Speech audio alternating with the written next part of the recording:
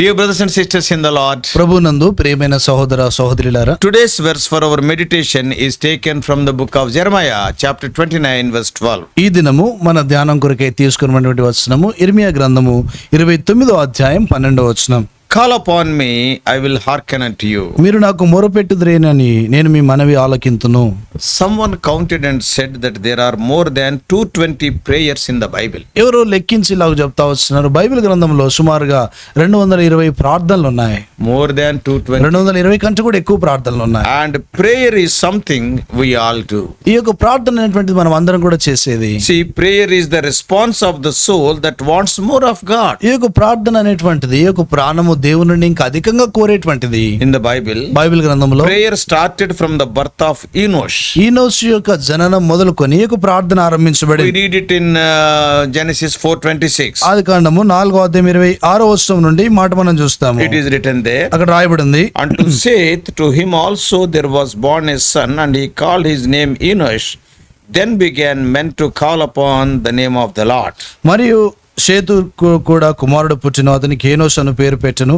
అప్పుడు యెహోవా నామమున ప్రార్థన చేయుట ఆరంభమైనది. Today, God is not asking for long, elaborate or flowery prayers. ఈ దినాన ఏదో దీర్ఘమైనటువంటి అదెంతో చక్కని ప్రార్థన విషయం ప్రభు అడగటం లేదు. He is not asking for flowery words. అంటే ఏదో కొన్ని మాటల చేత, ఏదో చక్కని మాటల చేత ప్రార్థన, ఆకర్షణీయమైన మాటల చేత. ఆకర్షణీయమైన మాటల చేత ప్రార్థన కోరడం లేదు. But he just expects prayers from a sincere heart. ఆయన యథార్థమైనటువంటి హృదయంలో నుండి వచ్చే ప్రార్థన The కోరుతున్నాడు. portion for our meditation today, ఈ దినం మన ధ్యానం కొరికినటువంటి వచనంలో God is inviting the Jewish people through the prophet Jeremiah to pray. దేవుడు యూదులను ఇర్మియా ప్రవక్త ద్వారా ప్రార్థించడానికి ఆయన ఆహ్వానిస్తున్నాడు. God's people have the responsibility to seek the Lord. దేవుని యొక్క ప్రజలు దేవుని వెదికేటువంటి బాధ్యత వారి మీద ఉంది. They have to pray and ask him to fulfill the promises. వారు ప్రార్థించి దేవుడు తమ జీవితాల్లో వాగ్దానం నెరవేర్చాలని Yeah, ప్రార్థించాలి. promise and prayer, they go together. ఈ యొక్క వాగ్దానము ప్రార్థన రెండు కలిసి See, వెళ్తాయి. what is prayer? ప్రార్థన అంటే ఏంటి? Prayer is asking God to fulfill his promises for his glory and for our edification. దేవుని యొక్క మహిమ కొరకే, మన యొక్క క్షేమం కొరకే ఈ యొక్క ప్రార్థన అంటే దేవుని యొక్క వాగ్దానాలు నెరవేర్పు కొరకే ప్రార్థించుట. And prayer is talking to God. ప్రార్థన దేవునితో మాట్లాడుట. In one sense, ఒక విధానంలో prayer is worship. ప్రార్థన అంటే ఆరాధన. In prayer, we express our inability and dependence on him. ప్రార్థన అంటే మన యొక్క అసమర్థతను ఒప్పుకొనుట, ఆయనపై ఆధారపడుట. We will acknowledge it. మనం దాన్ని ఒప్పుకోవటము, And we acknowledge that he is able. ఆయన సమర్థుడని ఒప్పుకోవటము, That is worship. అది ఆరాధన. Somebody said that prayer consists of at least 4 parts. ఎవరో ఇలాగ చెప్తూ వచ్చారు, ఈ యొక్క ప్రార్థనలో కనీసం 4 భాగాలు ఉన్నాయి. Remember that word in English, acts, ACTS. ఈ యొక్క ఇంగ్లీష్ పదము యాక్ట్స్ అనేటువంటి పదాన్ని గుర్తుపెట్టుకోనండి. A stands for adoration. ఏ అంటేనేమో అడోరేషన్ అంటే ఆయనను పూజించుట. And C stands for confession. రెండోదిగా సి అంటే ఒప్పుకోలు. And T stands for thanksgiving. T అంటే ఆయనకు కృతజ్ఞత చెల్లించుట. S stands for supplication. S అంటేనేమో విజ్ఞాపన, సప్లికేషన్. So అంటే this supplication includes our intercession, requests and petitions and desires as it is written in 1 Timothy 2:1. మొదటి తిమోతికి రాసిన పత్రిక 2వ అధ్యాయం 1వ వచనంలో రాయబడినట్లుగా అందులో మన యొక్క ప్రార్థన, మన యొక్క విజ్ఞాపన, ఇంకా ఆయనతో మొరపెట్టడం ఇవన్నీ కూడా ఉంటాయి. Today's verse for our meditation is written by Jeremiah. ఈ దినం మన ధ్యానం కొరకైన వచనము ఇది ఇర్మియా చేత And రాయబడింది. it is in the context of the restoration of Jews after the 70 years Babylonian ఈ captivity. యొక్క 70 సంవత్సరాల బబులోను చెర తర్వాత ఈ యొక్క ఇశ్రాయేల్ యూదులు విడిపించబడటానికి గురించి మాట్లాడుతా ఉంది. We all know that the southern kingdom of Judah went into Babylonian captivity. మనకందరికి తెలిసినట్లుగా యూదాలో ఉన్నటువంటి ఒక దక్షిణ ప్రాంతంలో ఉన్న వారందరూ చెరలోనికి వారు వెళ్ళిపోతా వచ్చినారు, బబులోను చెర. And we all know Nebuchadnezzar invaded Judah in 606 BC. 606 క్రీస్తు పూర్వము నెబుకద్నెజరు యూదా వారిపైన దాడి చేసి వారిని చెరకు తీసుకుని వెళ్ళాడు. People like Daniel, Hananiah, Mishael, Azariah, etc. they went into captivity. దానియేలు, హనన్యా, అజర్యా, మిషాయేలు వీరు చెరలోనికి వారు వెళ్తూ వచ్చారు. But Jeremiah escaped that invasion. అయితే ఇర్మియా ఆ యొక్క చెరలోనికి వెళ్ళేటువంటి ఆ పరిస్థితిని తప్పించుకున్నాడు. And we all know the nature of God's people. దేవుని ప్రజల యొక్క స్వభావం ఏంటో మనకు తెలుసు. They may be the people of Israel, they may be people of Judah. వారు యూదా వారు కావచ్చు, ఇశ్రాయేలీలు కావచ్చు. Lord was blessing them దేవుడు వారిని దీవిస్తున్నాడు, Lord was leading them, దేవుడు వారిని నడిపిస్తున్నాడు. Lord was protecting them as long as they obeyed the laws of the Lord. వారు ఎంతకాలం అయితే దేవుని యొక్క ఆజ్ఞలకు విధేయత చూపించినారో దేవుడు వారిని కాపాడాడు. And it is in accordance with the Deuteronomy 28. అది ద్వితీయోపదేశకాండం 28వ అధ్యాయం ప్రకారం God was meeting all their needs. దేవుడు వారి యొక్క అక్కర్లన్నీ కూడా He తీర్చాడు. was fighting all their battles. ఆయన వారి యొక్క యుద్ధాలన్నీ కూడా Our జరిగించాడు. God is having this wonderful quality. మన దేవునిలో ఈ యొక్క అద్భుతమైన లక్షణం ఉంది. What is that quality? ఆ లక్షణం ఏంటి? That quality is ఆ లక్షణం ఏంటంటే He fights the battles and He declares that we are the victors. ఆయన యుద్ధం చేసి మనము విజయులమని ఆయన So ప్రకటిస్తాడు. He is not only our God, our Father also. ఆయన మన దేవుడు మాత్రమే కాకుండా మన తండ్రిగా ఆయన ఉన్నాడు. But quite often what has అయితే happened, తరచుగా ఏం జరుగుతా ఉంటుంది? these people turn to idolatry due to the influence of their neighboring countries. తమతో కూడా ఉన్నటువంటి పొరుగు దేశాల యొక్క ప్రభావాన్ని బట్టి ఈ ప్రజలు విగ్రహారాధన వైపు వారు తిరిగేవారు. People like Philistines and ఈ Moabites, యొక్క ఫిలిస్తీన్లు, మొయాబీ లాంటి వారు, Ammonites and Assyrians, అమోనీయులు, అశ్షూరీయులు, and the people like Amorites. తర్వాత అమోరీయులు లాంటి వారు, They turned them to idolatry. వారు విగ్రహారాధన వైపు త్రిప్పేవారు. But God hates idolatry. అయితే దేవుడు విగ్రహారాధనను అసహ్యించుకునేవాడు. When they became idolaters, వారు విగ్రహారాధికులు అయినప్పుడు God would warn them by sending prophets with a clear message. దేవుడు ఎంతో స్పష్టమైనటువంటి వర్తమానము ప్రవక్తల ద్వారా పంపించి వారిని హెచ్చరించేవాడు. But often they persecuted these prophets and thus they continued to disobey God. అయితే తరచుగా ఆ ప్రవక్తలను వారు హింసించి ఎడతేయకుండా దేవునిపై వారు అవిధేయత And చూపించేవారు. in such stiff-necked state, అటువంటి మెడవంచని పరిస్థితిలో God raised their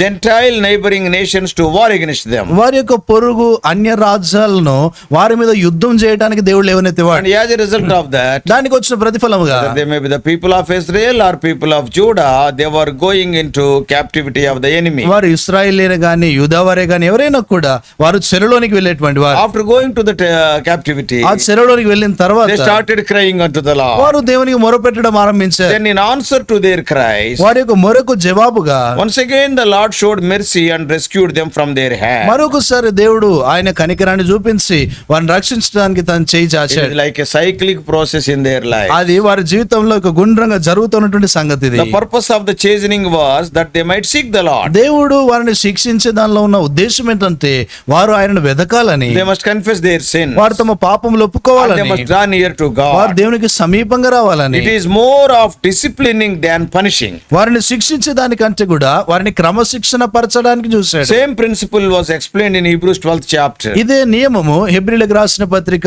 12వ అధ్యాయంలో రాయబడింది, So in the చెప్పబడింది. present context, ప్రస్తుతమైనటువంటి సందర్భంలో it was the Jewish nation which went into Babylonian captivity. ఇక్కడ యూదా జనాంగము బబులోని యొక్క చెరలోనికి వారు వెళ్ళారు. Now God was exhorting the people of Judah through the prophet Jeremiah to call upon him. ఇప్పుడు యూదా వారిని ఇర్మియా ప్రవక్త ద్వారా దేవుడు వారిని హెచ్చరిస్తా వచ్చినాడు, నాకు మొరపెట్టుమని. He wanted to deliver them. వారిని విడిపించుకోరాడు. Same is true in our lives also. ఇదే సంగతి మన జీవితాల్లో కూడా సత్యము. As children of God in the New Testament age, నూతన నిబంధన యుగంలో దేవుని యొక్క పిల్లలముగా as long as we obey His word, He will bless us. ఎంతకాలం అయితే మనం ఆయనకు విధేయత చూపిస్తాం ఆయన మనల్ని దీవిస్తాడు. He will be our shepherd. ఆయన మన కాపరిగా He will ఉంటాడు. be our satisfaction. ఆయన మన తృప్తిగా He will ఉంటాడు. be our sustenance and ఆయన sufficiency. మనకు చాలినటువంటి వాడిగా పోషించేవాడుగా But ఉంటాడు. when we disobey His word, ఎప్పుడైతే మనం ఆయనకు అవిధేయత చూపిస్తామో problems will start in our lives. అప్పుడు సమస్యలు మన జీవితంలో Many ఆరంభించబడతాయి. people of God fall prey to evil habits due to their lust of flesh and lust of eyes and pride of life. అనేక మంది దేవుని యొక్క పిల్లలు తమ యొక్క శరీరాశ, నేత్రాశ, ఆ జీవడంబాను బట్టి అనేకమైనటువంటి చెడు అలవాట్లు పడిపోతూ ఉంటారు. If you are in such a fallen situation, నువ్వు అటువంటి పడిపోయిన పరిస్థితిలో there ఉంటాయి. is no other way of restoration except calling upon Him. ఇంకా సమకూర్పు కొరకైనా వేరే ఏ మార్గం లేదు, కేవలం ఆయనకు మొరపెట్టేదే ఉంది. He only can save us. ఆయన మాత్రమే మనల్ని రక్షించగలరు. Our help cometh from Him only. మన యొక్క సహాయము ఆయన నుండే మనకు వస్తుంది. Today, ఇది నాన్న my question is, నా ప్రశ్న ఏంటంటే, have you become slave to any evil habit? నువ్వు ఏదన్నా చెడు అలవాటుకు బానిసవయ్యావా? Once upon a time, you would have been following His commands. ఒకానొక సమయంలో నువ్వు ఆయన ఆజ్ఞలు వెంబడిస్తున్నావు. You were working a lot in His vineyard. నువ్వు ఆయన యొక్క ద్రాక్షవనంలో చాలా పని చేస్తూ As వచ్చావు. a result, you enjoyed His blessings and guidance in every matter. దాని యొక్క ప్రతిఫలముగా నీ జీవితంలో ఆయన యొక్క నడిపింపు, ఆశీర్వాదాన్ని చూసావు. You are working day and night for God and in His house. దివారాత్రములు దేవుని యొక్క సన్నిధిలో పని చేస్తూ వచ్చావు. But today, some evil habit has entered your life. కానీ ఇది నాన్న ఏదో చెడు అలవాటు నీ జీవితంలో ప్రవేశించింది. That habit has taken you far away from Him. ఆ చెడు అలవాటు నేను దేవుని నుండి దూరంగా తీసుకుని వెళ్ళింది. Satan and the world deceived you. సాతానుడు తర్వాత లోకము నిన్ను మోసగించారు. Your own flesh also acted against you. నీ సొంత శరీరం కూడా దానికి అనుగుణంగా పనిచేస్తూ వచ్చింది. Now you are in a confused state. ఇప్పుడు నువ్వు కలవరమైన స్థితిలో ఉన్నావు. There is a doubt in your heart. నీ మనసులో సందేహం ఉంది. That is whether God will accept you again or not. ఇప్పుడు దేవుడు మరొకసారి నన్ను అంగీకరిస్తాడా లేదా? I exhort you with the authority of word of God or the verse for our meditation today. ఈ దినం మన యొక్క దానం కొరకే ఇవ్వబడిన వాక్య అధికారం సొంత చెప్తున్నాను. Take courage. ధైర్యం వహించండి. Why? ఎందుకు? Because in today's verse the Lord himself is inviting you to call upon him. ఈ దిన వచనములో దేవుడు తానే తనకు మొరపెట్టుమని ఆహ్వానిస్తున్నాడు. God is promising that he will answer you. దేవుడు నీకు జవాబిస్తాడని వాగ్దానం చేస్తున్నాడు. Then why to continue in that fallen or unhappy condition? ఆ పడిపోయినటువంటి అసంతోషమైన స్థితిలో కొనసాగడం ఎందుకు? So get up from that condition. ఆ స్థితి నుండి లే. Like the prodigal son in Luke 15th chapter. లూకా సువార్త 15వ అధ్యాయంలో తప్పిపోయిన కుమారుడి వలె Come back to the father's house.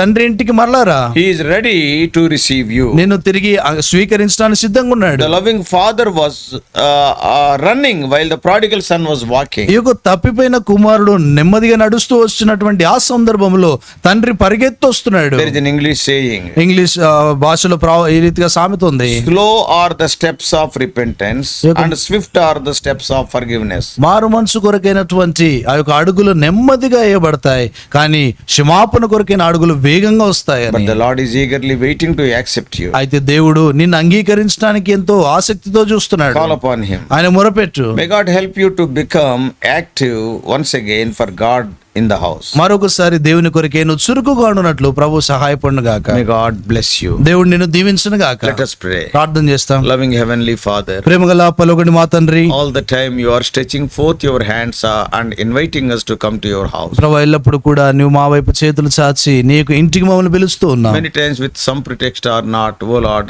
some other thing, we are keeping ourselves away from you. అనేక సార్లు ఏదో ఒక చిన్న విషయాన్ని బట్టి ప్రభు నీ నుండి మమ్మల్ని మేము దూరంగా ఉంచుకుంటున్నాం. Oh Lord, thou hast not, oh Lord, punished us, but thou art, oh Lord, disciplining us. ప్రభు నువ్వు మమ్మల్ని శిక్షించడం లేదు, కానీ నువ్వు మమ్మల్ని క్రమశిక్షణ భరుస్తున్నావు. Help us to come back to you. ప్రభు నీ యొద్దకు తిరిగి రావడానికి Help us సహాయపడండి. to enjoy the heavenly joy. ప్రభు పరలోకపు సంతోషాన్ని ఆనందించినట్లుగా చేయండి. Oh Lord, bless throughout this day. ప్రభు ఈ దినమంతటి కొరకే మీరు మమ్మల్ని దీవించండి. Jesus' precious name we pray. యేసు ప్రభు అమూల్య నామమున ప్రార్థించి వేడుకుంటున్నాం మా తండ్రి.